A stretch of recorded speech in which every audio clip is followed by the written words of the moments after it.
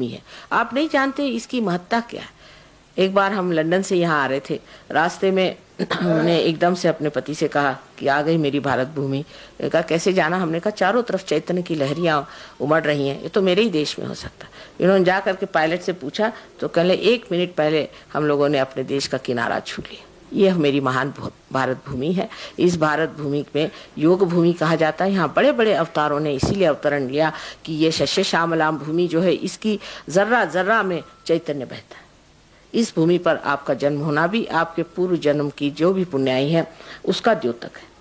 आप पुण्यवान आत्मा थे इसीलिए वहां पैदा हुए, लेकिन अभी आप अपने बारे में जानते नहीं है। वो तो तभी जानिएगा जब आत्मा का प्रकाश आपके चित्त में प्रकाशित हो।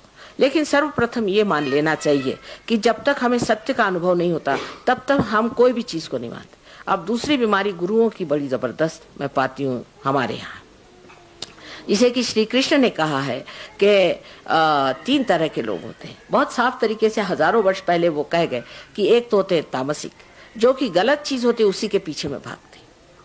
उनको कितना भी बताइए कि ये गलत है तो भी वो गलत चीजों के पीछे में भागते हैं कि भाई हमारे गुरु को कुछ मत कहो माँ, वो तो सिर्फ थोड़ा सा रुपया पैसा लेते हैं और तो कुछ नहीं, उनको हमने थोड़ा बहुत सोना भी दे दिया और तो कुछ नहीं, कुछ हमारे घर से 2-4 लड़कियां उनके सेवा में रहती। बड़े अच्छे गुरु हैं आप। और उनसे अगर आप कहें कि ये गुरु का चक्कर आप छोड़िए, आप स्वयं गुरु हो जाइए, तो उसको वो मानते नहीं कि एक गुरु है उसको बना के कहीं बिठा के रख दिया कि ये भाई मेरा गुरु है। अब हो गया हमारे, अब कोई जिज्ञासा आत्मा की तरफ नहीं रही कि ये तो मेरा गुरु बन गया, इसको मैं थोड़े बहुत पैसे देते रहता हूँ, एजेंसी बना दी, अब वो देखता रहता मेरे अध्यात्म को। अब गुरु का मैंने नाम ले गया, अब मेरे गुरु मुझे ले जाएंगे। न जाने वो शायद कल नर्क जा रहे होंगे तो आप भी उनके पीछे चले जाइएगा। आपको क्या पता कि ये असल आपके गुरु है या नकल है? आपने कैसे जाना? जानने का कोई मार्ग भी तो नहीं है। उसके जानने का मार्ग बताया गया कि आत्मा से ही आत्मा को जाना जाता है। इसलिए जब तक आप इस चैतन्य को नहीं पाइएगा आप जान नहीं सकते कि ये आदमी सच्चा है झूठा है। वैसे तो ऊपरी तरह से आप जान समझ सकते हैं अगर अपनी बुद्धि आप तीक्ष्ण रखें, लेकिन कोई भी आदमी काशाय वस्त्र पहन के आए तो आप सोचते हैं कि बड़ा बढ़िया आदमी है, क्या कहने, ऐसा बढ़िया आदमी है कि कुछ पूछे नहीं। हालांकि उसके मुंह पे हजारों झुर्रियां पड़ी होंगी, उसके शक्ल में कोई भी तेजस्विता न हो, कोई भी नूरानी चेहरा न हो, लेकिन आप सोचेंगे बस ये काशाय वस्त्र पहन के आए तो बहुत बड़े आदमी। लेकिन सीता जी ने अपने आख्यान में, जो कि वाल्मीकि जी ने रामायण लिखा है, एक पूरा की पूरा चैप्टर लिखा हुआ, पूरा अध्याय लिखा हुआ है। उन्होंने साफ साफ बताया कि औरतों को किसी भी सन्यासी के पीछे भागने की जरूरत नहीं, क्योंकि एक बार वो गलती कर चुकी थी। अगर कोई सन्यासी है तो उसको किसी की दहलीज, किसी भी गृहस्थ की दहलीज लांघने का अधिकार नहीं। दूसरी बात, किसी भी गृहस्थ का रुपया खाने की उसको अधिकार नहीं। देखिए उन्होंने इतनी बातें लिख रखी। और अगर कोई सन्यासी बन के घूमता है तो उसको गांव से बाहर रहना चाहिए, वो भी 2 दिन से ज्यादा किसी गांव में न रहे। और औरतों को तो किसी भी सन्यासी के पैर नहीं छूने चाहिए, साफ उन्होंने लिख दिया। लेकिन हम वाल्मीकि रामायण पढ़ते नहीं, अगर पढ़े तो सीता जी ने साफ साफ उसमें लिख दिया है कि इस चक्कर में नहीं आना सन्यासियों के। सहयोग में सन्यासी होना बिल्कुल मना है, सन्यास लेना ही मना है, क्योंकि आप विदेही हो जाते। जैसे राजा जनक थे, उनको कोई जरूरी नहीं कि आप बाह्य से कोई चीज को माने। बनते तो सन्यासी रुपया इकट्ठा करते हैं, बंगले बनाते हैं, घर बनाते हैं, महल बनाते हैं, बड़े बड़े सोने चांदी के बर्तनों में शराब पीते हैं और कहते हैं कि हम सन्यासी बाबा हैं, और सारा पैसा हम गृहस्थों से ले जाते हैं। गृहस्थ बहुत बड़ा यज्ञ है। इस यज्ञ से आप चाहते हैं कि आप रुपया पैसा लें, पैसा कमाएं और बने बड़े आदमी, सो गलत बात है। आप देखिए आज तक किसी भी महापुरुषों ने ऐसे कार्य नहीं किए, कहीं भी नहीं सुना दे। ईसा मसीह थे, वो एक सुतार के कारपेंटर के लड़के थे, वो अपना कारपेंटर का काम करते थे और उसी ढंग से रहते थे। राजा जनक थे, वो बड़े भारी राजा थे, राजा के जैसे रहते थे क्योंकि राजा थे, लेकिन अंदर से विदेही थे, इसलिए सीता जी को वैदेही कहा जाता है। सन्यास एक अंदर की भावना है। जब आदमी संन्यास्त हो जाता है तो वो छटक जाता है, संसारिक चीजों से छटक जाता है और उसकी ओर देखते रहता है, उसमें उसका लोभ मोह नहीं रह जाता। हालांकि सब चीज उसके अंदर से गुजरती रहती है, लेकिन वो देखता मात्र है, उसके अंदर उलझता नहीं। ये सन्यासी भाव सहयोग में माना जाता है कि अंदर से संन्यास्त आदमी जब होता है, जब उसके अंदर आत्मा का प्रकाश आता है। क्योंकि आत्मा जो है वो किसी से लिपटता नहीं, आत्मा जो है सबसे दूर तटस्थ होकर के देखता है। और उसी प्रकार जब मनुष्य पार हो जाता है, जब उसके अंदर कुंडलिनी जागृत हो जाती है और वो जागृत होकर के जब आत्मा को छू देती है, तो आत्मा आपके चित्त में प्रकाश डाल देता है और उस प्रकाश से मनुष्य अपने अंधकार को देखता है कि ये माया मोह जाल में मैं क्यों फंसा हुआ, इससे अलिप्त रहता है। लेकिन किसी चीज से भागता नहीं, कोई पलायनवाद नहीं है सहयोग में कि आप उस चीज को छोड़ के भागिए और कहिए कि हम तो अब गृहस्थ में नहीं रहेंगे। हमको तो पूरे गृहस्थ में रह करके ही आत्मा को प्राप्त करना है, पहली बात। और दूसरी बात उसमें यह भी है कि सहयोग एक समाजोन्मुख है, ये नहीं कि आप एक आदमी पार हो जाइए। आज सहयोग उस चरम सीमा पे है जहां इसे महायोग कहना चाहिए, क्योंकि हजारों लोग इससे पार हो सकते हैं, एक ही तत्क्षण उसी समय हो सकते हैं। तैयारियां ऐसी, आज बाहर के दिन आ गए तो हजारों फूल फल बन सकते हैं। जिस वक्त शुरुआत थी आत्मिक पेड़ की, तब हो सकता है कि एक ही दो लोग इस तरह से प्राप्त हुए, लेकिन आज ये समय आ गया है कि हजारों लोग इसको प्राप्त कर सकते हैं, क्योंकि समा समा की बात है, उसे प्राप्त करना चाहिए और उसमें रममान होना चाहिए। पर सबसे पहले जो मैंने कहा है कि एक बात याद रखना चाहिए कि हम सत्य के सिवाय और किसी चीज को नहीं माने। और सत्य जो जाना जाता है वो बुद्धि से कभी भी जाना नहीं जाता। अगर जाना जाता होता तो अभी तक हम कहां से कहां पहुंच जाते। आत्मा से ही सत्य जाना जाता है, क्योंकि आत्मा ही सत्य स्वरूप है। माने अगर कोई आदमी आपको लगे कि बड़ा अच्छा आदमी है, बाद में पता होता है कि इससे दुष्ट तो कोई है नहीं। कोई चीज आप सोचते हैं कि बड़ी आप सही बात कर रहे हैं, बाद में पता है सबसे बड़ी गलती हमने जिंदगी में यही कर दी। इसका मतलब यह है कि जो एकमेव एब्सोल्यूट जो चीज आत्मा है, जिससे कि किसी से भी परस्पर संबंध नहीं बनता, वो चीज जो है उसको जाने बगैर आप जो भी काम करते हैं पारस्परिक है, माने रिलेटिव है। माने ये कि इससे ये अच्छा, उससे वो अच्छा, ऐसी चीज नहीं होनी चाहिए। पर जो बिल्कुल अच्छा है वही चीज जानने के लिए आत्मा का प्रकाश हमारे अंदर आना चाहिए, उसके बगैर हम पूरी तरह से जान नहीं सकते। इस बात के लिए आपसे ये बताएंगे कि जब आपके अंदर आत्मा की जागृति हो जाती तो आपके नसों पर, आपके सेंट्रल नर्वस सिस्टम पे आप आत्मा को महसूस कर सकते हैं। ये नहीं कि आत्मा कोई लटकी हुई चीज है, हाँ मैंने तो आत्मा को प्राप्त कर दिया, मैं बड़ा ऊंचा आदमी हो गया, ऐसी कोई धारणा आप नहीं बना सकते। ये स्वयं धारणा माने धारयति सा धर्म, अंदर धारण होता है। आप इसको जो स्व का जो धर्म है वो आपके अंदर धारण होता है। माने आप अपने उंगलियों के इशारे पर ये जान सकते हैं कि दूसरा आदमी क्या है और आप क्या है, क्योंकि आपके अंदर चैतन्य की लहरियां, जिसका वर्णन आदि शंकराचार्य ने सौंदर्य लहरी करके किया था, वो आपके अंदर से बहना शुरू हो जाता है और आप जागरूक होते हैं, आपकी नसें जागरूक होती हैं सामूहिक चेतना में। मैं फिर कहती हूँ कि आप वो बन जाते हैं। ये ऊपरी बात नहीं, दिमागी जमा खर्च कि जिसमें बातचीत लेक्चरबाजी हो, पर वास्तविक आपके अंदर ये घटना घटित होती है। और जब ये घटना घटित होती है तो आप सामूहिक चेतना से जागरूक हो जाते हैं। यही नहीं कि आपकी बीमारियां ठीक हो जाएं, आपकी बुद्धि ठीक हो जाए और आपको हर तरह से क्षेम मिले, क्योंकि योग क्षेम वहां में हम कहा गया है कि योग के बाद ही क्षेम होगा, ऐसे श्री कृष्ण ने कहा। वो क्षेम मात्र नहीं पैदा होता, किंतु आप सामूहिक चेतना में जागरूक होते हैं।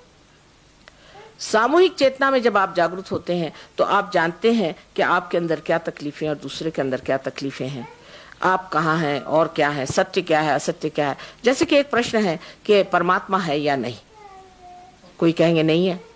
आजकल की हालत देखते हो तो सब लोग, बच्चे तो यही कहते हैं कि परमात्मा सब झूठ, और कहते हैं सो सही बात है, क्योंकि उनके बुद्धि से तो वो यही देख रहे हैं। लेकिन परमात्मा है या नहीं, इसको सिद्ध करने का अब समय आ गया। जिस वक्त आप ऐसा सवाल पूछते हैं परमात्मा है या नहीं, तो अगर आप आत्मा से प्रकाशित हैं तो आपके अंदर ठंडी ठंडी लहरें, इसको कि शंकराचार्य ने वर्णन किया हुआ है, सलीलम सलीलम, ठंडी ठंडी लहरें बहने लग जाती। बाइबल में इसे कहा गया है कि cool bridge of the Holi ghost, Holi ghost माने आदिशक्ति, तो ठंडी ठंडी हाथ में बहना शुरू हो जाती। और जिस वक्त आपकी जागृति थी तब आपके मस्तिष्क में आप जानते हैं जिसे ब्रह्मरंध्र कहते हैं, जो तालु स्थान है, वहां से ही कुंडलिनी जब आ जाती तो आप ही के सर में से ठंडी ठंडी हवा आने लग जाती। आपको आश्चर्य होता कि मेरे ही सर में से कहां से ठंडी ठंडी हवा आनी शुरू हो गई। ये जब तक घटित नहीं होता तब तक ऐसे सर्टिफिकेट लेना कि मैं बड़ा भारी आदमी हूं, मैं फलाना काम कर सकता हूँ, ये सब झूठी बात है। आपको कभी कभी आश्चर्य होगा कि एक सर्वसाधारण रास्ते पे बैठा हुआ आदमी भी रियलाइज सोल होगा, आत्म साक्षात्कारी होगा, और जो अपने को बड़े भारी साधु संत बना करके घूमते हैं वो नहीं होंगे।